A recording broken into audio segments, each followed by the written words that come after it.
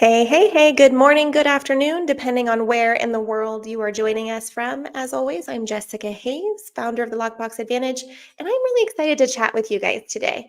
The goal for today is really to answer that question that a lot of our newer agents tend to have, and that's what should I be doing with my days? Because it's one of those weird industries where you have so much freedom that it's almost a bad thing, right? You lose track of time. You think you have time to go out to that lunch. You think you have time to go out to that workshop or education opportunity. And then you don't end up getting the most important pieces handled. And that can be super scary, super overwhelming, and have some dire consequences in your business. So, the plan for today is first to figure out how to set your activity goals, number one, and then how to plan for that activity, number two, and how to create process around that routine, number three. So, it's going to be a very high level conversation about how we help our clients set those things up. And that's really the basics of it, right? I'm going to go ahead and share my screen with you folks. This is our goal setting worksheet. And this is really our way to figure out what kind of activity you should be aiming for in any given day. And the idea here is that we are going to start out with how much income you would like to net at the end of the year. What is your taxable income goal? This is after everything has been paid for, right? And really not even taxable income because we want to calculate your net after taxes. We want to calculate the amount of money that you are keeping in your pocket to support you and your lifestyle. So, whatever that number is, we then want to use that number to calculate your gross income target. And we do that by dividing it by your retention rate. Believe it or not, for most real estate agents, you're only going to retain about 40% of every dollar earned. And that is because it's expensive to be a realtor, right? We have a lot of memberships that we pay. We pay our brokerage. Some of us pay teams. We have to pay for leads and marketing, advertisements, car maintenance, client gifts. I mean, really, it's never ending the expenses that come with running this business properly. So, that being the case, you're going to want to project the actual GCI target. You never want to base your GCI target on your net income goal because you'll be totally off on your lifestyle. So we use that number. If you don't know what your retention rate is, my recommendation would be to go ahead and start out with about 40%. And we're going to divide your net income goal by 40% or your retention rate to figure out what your gross income goal should be. And actually, for the sake of kind of keeping track here, let's say you want your net income goal to be $100,000. Okay, we'll be conservative. And let's say that your retention rate is 40%. So we're going to divide it by zero point 0.4. And I believe that's going to give us 250,000. But just to be certain, we're going to pull the calculator up here and do the math. Okay. So we're going to take that 100,000 divided by 0.4. And yes, we're going to get 250,000, which means that is our gross commission income goal. Add a comma there for simplicity's sake. Now we're going to do some other math here. Let's say that our average price point is 600,000. I think that's probably common for a lot of our community members. And let's say our average commission rate, and again, this is not an industry average. This is your personal average. We're not violating anything here, but let's say our average commission rate for the sake of this exercise is 2.5%. So if that's your average commission, we're going to find that 600,000 times your 2.5% is going to give us a $15,000 average GCI per transaction. Easy peasy. Now we're going to look at that GCI goal of 250. We're going to divide it by our average transaction commission, 15,000. And that's going to tell us that we need to close roughly 17 units. Because obviously you can't close 0.67 of a unit. Perfect. Now we're also going to reverse engineer just the volume target here. So if our gross commission goal again is 250 divided by our average commission rate, which for the sake of this exercise, we're going to say is 2.5%.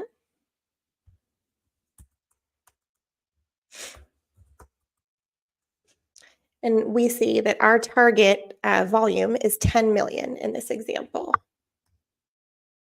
So those are our core numbers. Perfect. Now that we know that, we know what we want our result to be. We need to figure out what our activity needs to be in order to reach that result. And really operating this way is going to help you um, to stay focused on the now. It is very, very easy for us to get distracted when we're not getting immediate results. But in the industry that we're in, we really have a 60 to 90-day turnover. So what we're doing today is not likely to pay off for 90 days. And if you don't have the fortitude to stick it out that 90 days, you're not likely to get the result. And so that's why it's so super important that instead of being laser focused on the income being the success measure, you should actually be laser focused on your activity as the success measure. And here's what I mean by that. So let's go back down here. We know that we need 17 units, okay? And now we want to figure out how many appointments do I need to physically attend in order to close 17 units. And for most people, that's going to be a 3-to-1 ratio. So for the sake of this exercise, I'm going to use the number 3. If you know your conversion rate numbers, use your conversion rate numbers. If you don't know them, that's okay. Just use the standard for now and pay attention to how it pans out. Adjust accordingly for the next quarter when you look at this activity sheet again.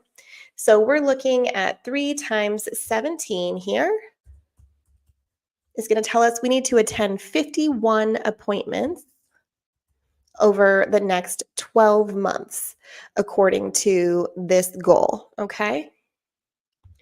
Now, if we're going to hold 17 appointments, we have to figure out how many appointments we need to actually book in order for that to happen. Because occasionally people are going to cancel and not reschedule, or they're just going to ghost you. And that's a bummer, but it does happen. So that's something we need to account for. I generally tell people to account for about an extra 10%. Again, if you know your numbers, it's definitely worth using your personal conversion. But for the sake of this exercise, I'm going to say we need 56 appointments booked here. So we'll use a conversion rate of 1.1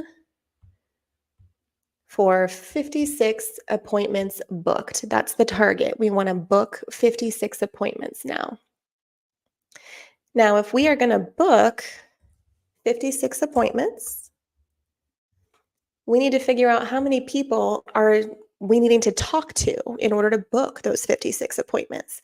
Now, for most agents, this number is going to fall between 20 and 40.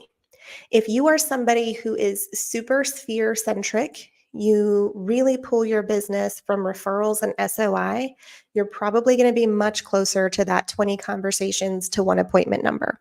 If you are somebody who is high level outbound coldly sourcing, you're probably going to be closer to that 40-to-1 number.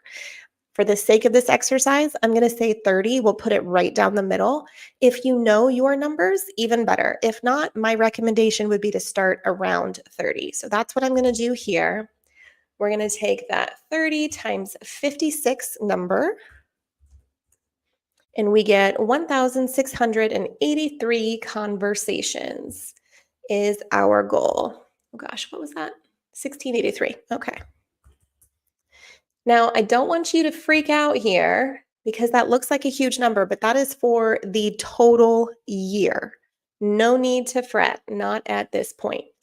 So now that we know we want to hit 1,683 contacts, the goal for this sheet is to book a quarterly target. And there are 13 weeks in a quarter. So we're only going to get about a quarter of this unless you happen to know historically what percentage of your business has happened over this portion of the calendar year. And the reason that matters is that real estate can be super seasonal for a lot of people, and it doesn't always mirror what the market is doing. It's very rare that you have an agent who consistently does the same amount of business every single month, all 12 months of the year. If you are somebody who does most of your business in the second and third quarter, and you kind of are a little shy on the first and fourth quarter, it doesn't make sense then for you to hold yourself to the same standards on the first quarter as you would the third quarter. So this is why we take this extra step of figuring out what your production pattern is, your seasonality, to apply to this particular goal.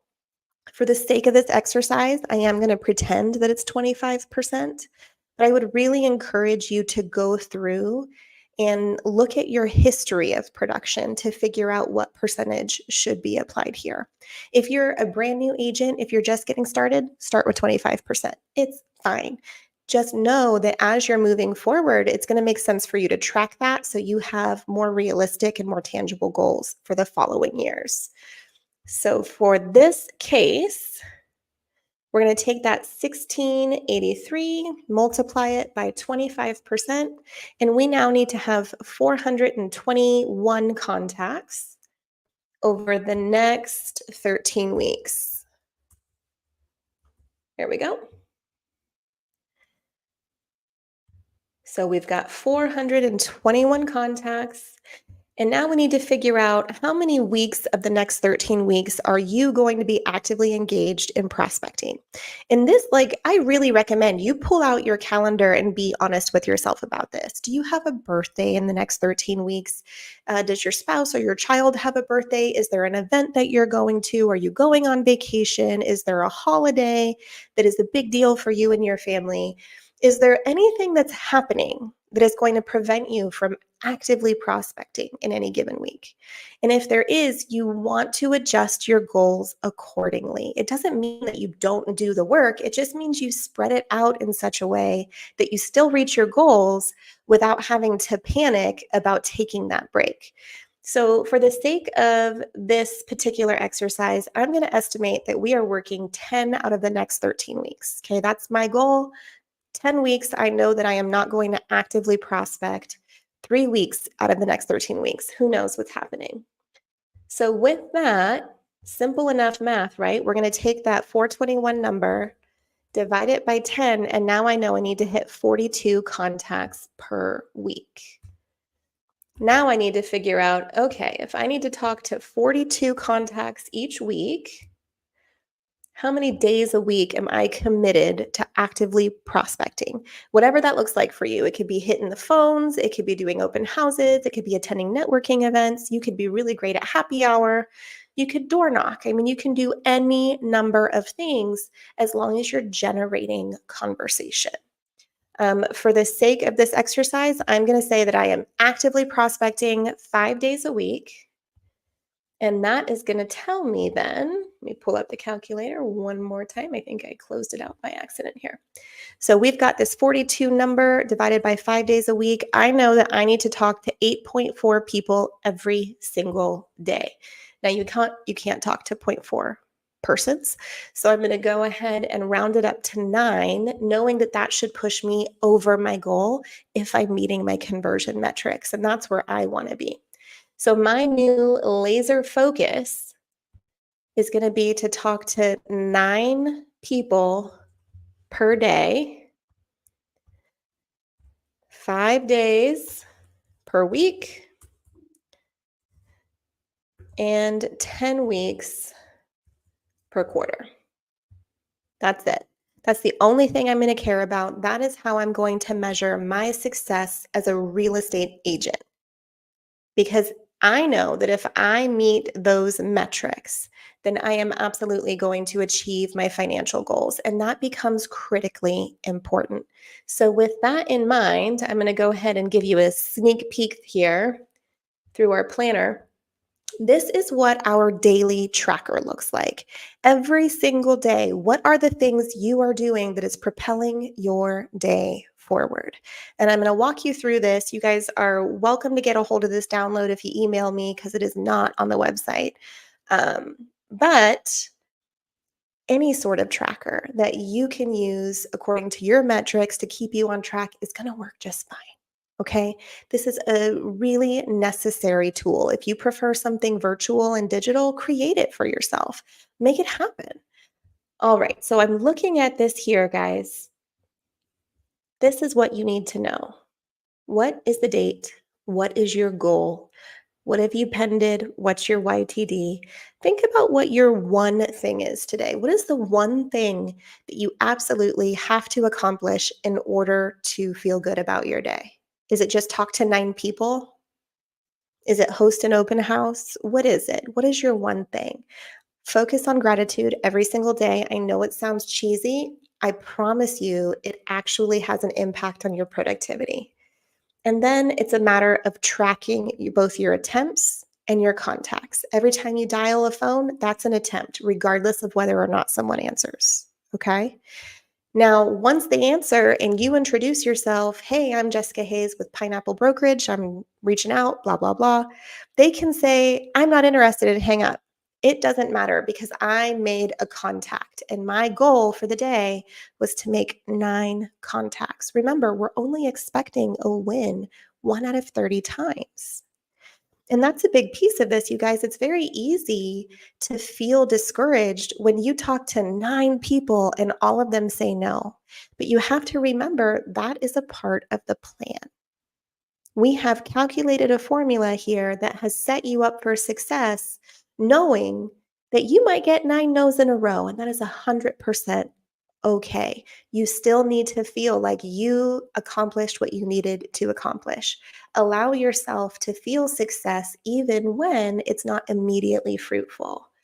But do track, obviously, appointments set, appointments held, new pendings. We track the number of proactive CMAs that we're sending out, the number of pre-qualifications we get, and the number of home feeds that we set up. And then at the end of the day, it's really important that we kind of line item out what do I absolutely need to do tomorrow and make sure that you're tracking those things. Now, in terms of what do I do with my time, this is a list of stuff that should keep you busy for the full day. I find it fascinating that so many realtors will work 30 minutes a day, 2 hours a day, and really feel like they put in a full day. But the truth is, if you were clocking in at a corporate job, like so many of us have at one point or another, we would be working a full 8 to 10 hour day and we would never question that. And my advice to you as a business owner is to be just as committed to your own success and your own business as you would be to someone else's. It is so important that you treat your business like a business. And these are the things that are really going to help you maintain that mindset and maintain that cadence. So, your new and active lead calls, is that a goal today? Let yourself feel good about checking it off when it's done. Your recently active again lead calls, right? If somebody pops back on your website, make sure you're following up with those people. Our lazy river calls, and the lazy river is what we call our database follow up system. I'm going to be going over that a little bit later, but you should be making your lazy river calls, your lazy river texts, and your lazy river notes every single week. Client update calls for any pending transactions you might have, your social media management. And that's a real thing here, guys. So we have a whole sub checklist here. Make sure that you post scheduled content. If it's not automated, make sure you're replying to comments. Make sure you're monitoring and responding to untagged brand mentions. Make sure you find and engage with potential customers. A lot of times that can be somewhat tricky. Amanda, who's a phenomenal coach with us here at Lockbox Advantage, has coached our agents to say, okay, look at the people who are engaging with your content and engage with them back, even if they've just liked your post, even if they didn't comment on it. Open up their profile and engage with their content appropriately, of course. But that is something you have to do on purpose. Share customer testimonials if they're available. Check your competition. Who in your marketplace is absolutely killing it? Watch what they're doing and make sure you're doing it just a little bit better. Plan and organize your future content. That is huge. You should not be deciding what to post today. That's not a good idea. That is not a recipe for success. And of course, we do have those planning docs that we kind of scrolled through on how to plan your social media content if you need them. And then run social ads, do your pop buys if that's something that you're participating in, and do your open house or your open house preparation. And this is really important. Your open house preparation should be a multi-day step plan, right? And if you go into our resource library at the Lockbox Advantage, you're going to find a 5-day plan for how to really promote and perfect your open house process. I highly recommend you check that out. Skimping on your open house preparation, it's just not wise. It's a great way to not make the yield that you deserve from your open houses. But this is what your day in a nutshell should really look like. And if you are following a plan like this, you will find that you're incredibly productive. And you can feel good about going to bed at night because you made your target, right? Regardless of whether or not you closed the deal today, you made your target and you know that you're laying the foundation and the groundwork for long-term success. All right, now what happens when we get that success? Well, we're going to have to manage our transactions. My hope is that you use a transaction coordinator and Folio. I love both of those systems. I think you have to have a person, a second set of eyes, making sure that you are servicing your clients at the highest possible level.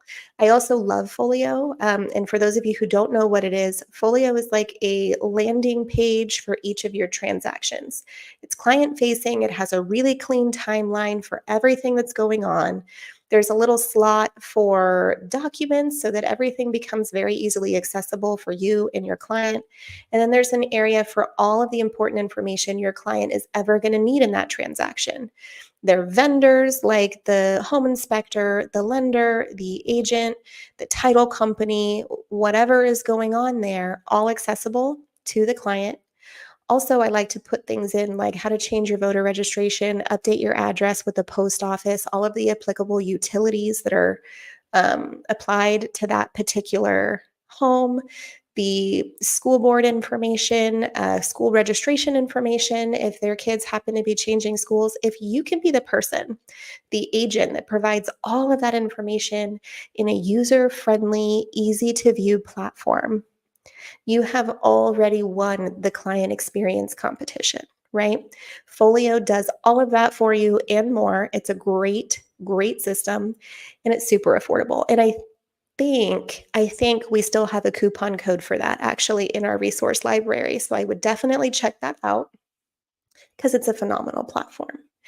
But if you don't, or even if you do and you're like a paper person, you should really also consider looking at this checklist here. Now, this checklist is not enough. This is our listing checklist. This is our pending checklist.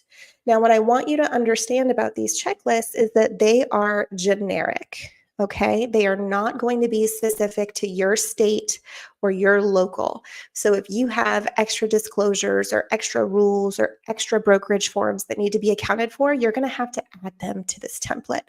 But this is a great starting point for you just to make sure that nothing is slipping through the cracks. So definitely have a system in place. Do not try to wing it. Do not try to just remember it off the top of your head. I think the biggest lie we tell ourselves as agents and as humans is, I'll remember that, because you know what? You probably won't, and that's okay. Now, the lazy river, which we talked about, is our simple way to make sure that we are always top of mind for our past clients and even our A-plus people who consistently give us referrals if they've never actually worked with us.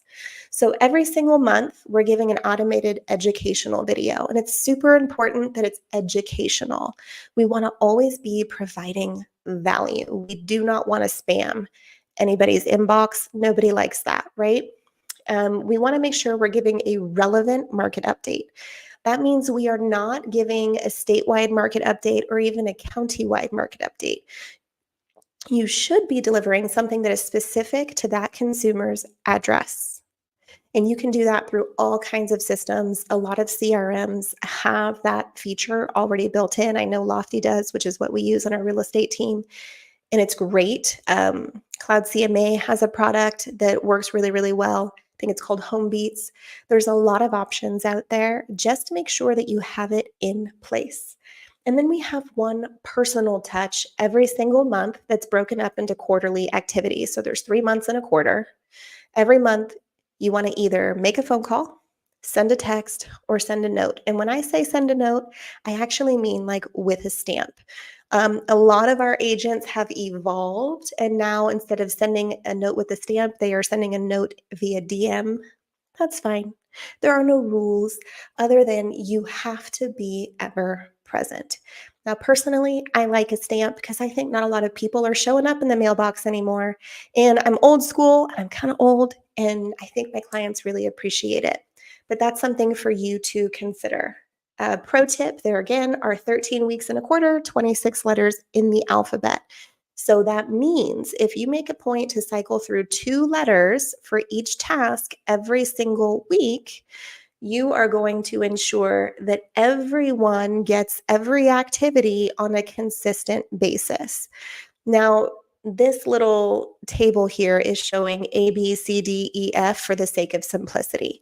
You don't have to go in alphabetical order. You can pair your A group with, I don't know, your W group or X group, because my guess is that your A group is probably really large. There's a lot of last names in our language that start with the letter A, and maybe not as many that start with the letter W or X or whatever. So it might behoove you to spend some time pairing letters together according to the size of their group in your CRM. Once you determine the pairing order, go ahead and cycle through them in an organized manner. So you know this week I have to call group A, I have to text group B, and I have to write notes out to group C or whatever it is that you're doing. But if you maintain this cadence of contact, you will always be top of mind for that consumer. And this is just our baseline communication plan.